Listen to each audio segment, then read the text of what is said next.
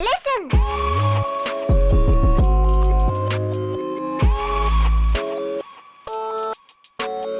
Bonjour! Dans cette vidéo, nous allons parler de la théorie de Bowlby. L'une des théories les plus influentes du développement du lien d'attachement. En 1958, John Bowlby élabore une thèse sur la genèse de l'attachement. Dans ses premières formulations, Bowlby nous parle du développement de l'attachement d'un bébé face à sa figure d'attachement. Principalement, il s'agit de la mère, mais pas tout le temps. Cette figure est, pour l'enfant, significative. C'est elle qui lui apporte ce dont l'enfant a besoin, et non pas sur des besoins alimentaires, mais sur des besoins sociaux. Selon Bowlby, l'attachement est un processus comportemental permettant la survie de l'individu. Les premiers liens d'attachement s'effectuent de la grossesse jusqu'au 3e mois après la naissance. Cela va influencer le cours de sa vie.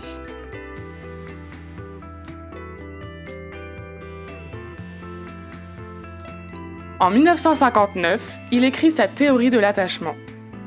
Pour lui, l'attachement est un besoin primaire, inné, qui est indépendant des autres besoins comme les besoins alimentaires.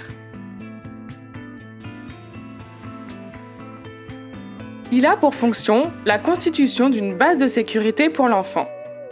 Cette base va lui permettre d'explorer le monde extérieur en toute sécurité. L'attachement a également une fonction de socialisation. Dans un premier temps, l'enfant apprend à communiquer avec ses donneurs de soins. Cela lui permettra de communiquer dans un deuxième temps avec d'autres individus. Le système comportemental de l'attachement permet à l'enfant de créer un lien d'attachement avec ses donneurs de soins grâce à des comportements innés, c'est-à-dire génétiquement déterminés. Nous retrouvons deux types de comportements. Dans un premier temps, nous avons les comportements de signal. L'enfant va chercher à faire venir son donneur de soins. Ces comportements vont s'exprimer à travers des pleurs, des cris, des sourires, etc. Les sourires lui permettent de prolonger l'interaction. Il va y avoir les appels, qui arriveront à partir de l'âge de 2 mois. À partir de 6 mois, l'enfant va pouvoir avoir des comportements physiques et verbaux pour faire venir les parents.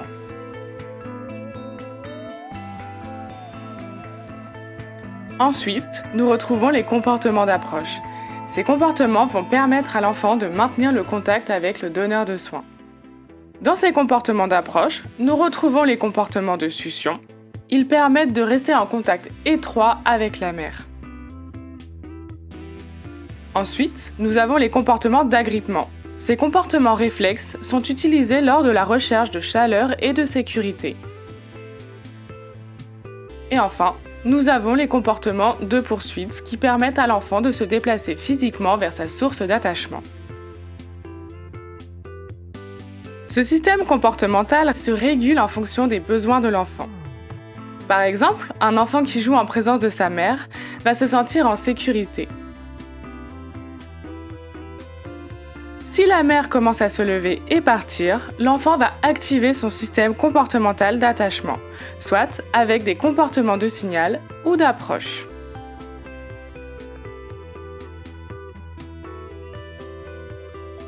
Intéressons-nous maintenant au développement de l'attachement de l'enfant. Le développement de l'attachement se décrit en 3 phases. La première phase, de 0 à environ 2-3 mois, est l'étape de pré-attachement. L'enfant va être en capacité de reconnaître la voix, les odeurs, le visage de la mère. Son comportement d'attachement ne sera pas orienté, c'est-à-dire qu'il ne s'attache pas à une personne en particulier. Ces comportements vont apparaître lors de la présence d'autrui. Il n'établit pas de discrimination envers ses partenaires. Durant cette période, on va observer les premiers sourires de l'enfant.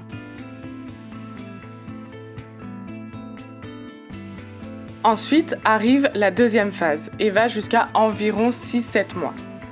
C'est la phase de l'émergence de l'attachement. Ici, les comportements seront orientés vers une ou plusieurs personnes. il va se diriger vers des personnes qui lui sont familières. Progressivement, il va contrôler son système de comportement, c'est-à-dire qu'il va utiliser ses comportements de signal et d'approche pour créer une proximité avec ses donneurs de soins. Enfin, la troisième phase, qui va jusqu'à 24 mois, est la phase d'attachement. Ici, sa figure d'attachement constituera sa base de sécurité. Cette base permettra à l'enfant d'explorer le monde extérieur tout en se sentant en sécurité. Cette figure d'attachement sera reconnue grâce au comportement d'attachement différentiel, c'est-à-dire que de façon exclusive, l'enfant va faire des discriminations vis-à-vis d'une personne. Vers l'âge de 6 mois, l'enfant aura tendance à ressentir une peur de l'étranger, ce qui le poussera à rechercher une forte proximité avec sa figure d'attachement. Lors d'une séparation, il va ressentir ce qu'on appelle une angoisse de séparation. Il va émettre des comportements de signal et d'approche pour avoir cette proximité avec sa figure d'attachement et se sentir de nouveau en sécurité. Ayant la capacité de gérer de façon active la proximité avec sa figure d'attachement, il va pouvoir aussi utiliser progressivement ses capacités cognitives. Il va acquérir la conscience de l'existence des objets qui disparaissent de son champ de vision. C'est ce qu'on appelle la permanence de l'objet, et il pourra aussi utiliser la communication.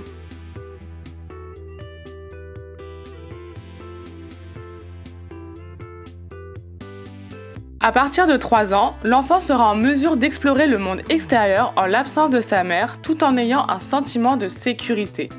L'angoisse de séparation et la peur de l'étranger vont disparaître et il y aura une complexification des relations avec sa figure d'attachement, soit il sera en mesure de créer des attachements multiples, comme par exemple avec son entourage proche. On observe que les comportements d'attachement vont réapparaître lors de certaines conditions comme les séparations longues, la maladie ou les états de détresse. L'enfant réactivera ses besoins de sécurité. Dans sa théorie de l'attachement, Bowlby va aussi s'intéresser aux représentations mentales de l'enfant vis-à-vis de sa relation qu'il a avec sa figure d'attachement. Il parlera de modèles internes opérants, soit MIO. Les représentations face à la figure d'attachement sont liées au niveau de confiance que l'enfant a envers sa figure d'attachement. Cette confiance s'établit par l'accessibilité, la disponibilité, l'apport d'affection et la fonction de base de sécurité qu'apporte la figure d'attachement à son enfant. Les représentations que l'enfant a sur lui se basent sur le concept de soi, c'est-à-dire la conscience qu'il a de lui, la représentation de ses comportements et leurs conséquences sur la figure d'attachement. Les modèles internes opérants ont pour fonction de guider ces comportements d'attachement et se construisent par les interactions précoces avec l'intériorisation inconsciente des expériences. Pour mieux comprendre, prenons un exemple. Un enfant a faim. Il va utiliser un comportement de signal en pleurant pour créer la proximité avec sa mère. Si la mère se rend disponible et vient vers lui, l'enfant retiendra que son comportement a eu un effet positif sur la figure d'attachement et, dans ce cas, il réutilisera ce comportement pour faire venir de nouveau la mère lors d'une situation similaire. A contrario, si la mère ne vient pas, l'enfant retiendra que son comportement a eu un effet négatif sur la mère et donc changera son comportement pour que la mère vienne. Ces modèles internes opérants vont se développer vers l'âge de 6 mois, lors du commencement de la 3e phase. L'enfant aura une représentation d'un lien plus ou moins de qualité avec sa figure d'attachement. Ils vont se consolider progressivement pendant plusieurs années et seront intégrés progressivement à la personnalité. Grâce à ces modèles internes opérants, l'enfant pourra planifier son comportement et l'adapter. Sur le long terme, les modèles internes opérants influenceront le développement affectif et social de l'enfant, le développement cognitif, et le développement langagier. Après avoir vu le lien d'attachement de l'enfant vers la figure d'attachement, intéressons-nous au lien de bonding, c'est-à-dire le lien d'attachement des parents vers les enfants. Pour que ce lien soit de qualité, les parents doivent mettre en avant leur attention et leur compréhension, c'est-à-dire que leur réponse face à la demande de l'enfant doit être adaptée, stable et constante. Cela permettra, comme vu précédemment, à l'enfant d'établir un lien de confiance.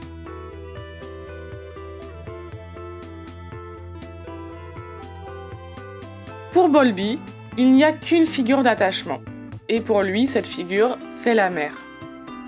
Dans les années 50, la mère était la personne qui s'occupait le plus de l'enfant. Pour lui, la place du père et l'attachement que l'enfant va avoir pour ce dernier va découler du lien d'attachement qu'il a avec la mère. Si le lien avec la mère n'est pas bon, alors il ne sera pas bon également avec celui du père. Plus tard, d'autres études montreront le contraire. L'enfant va pouvoir créer un lien d'attachement avec des figures diversifiées comme son père, sa mère, ses grands-parents, etc. Si les deux parents répondent aux besoins de l'enfant, alors l'enfant développera un lien d'attachement pour les deux. Il se sentira en sécurité aussi bien avec la mère qu'avec le père et pourra donc explorer le monde en présence de l'un ou de l'autre.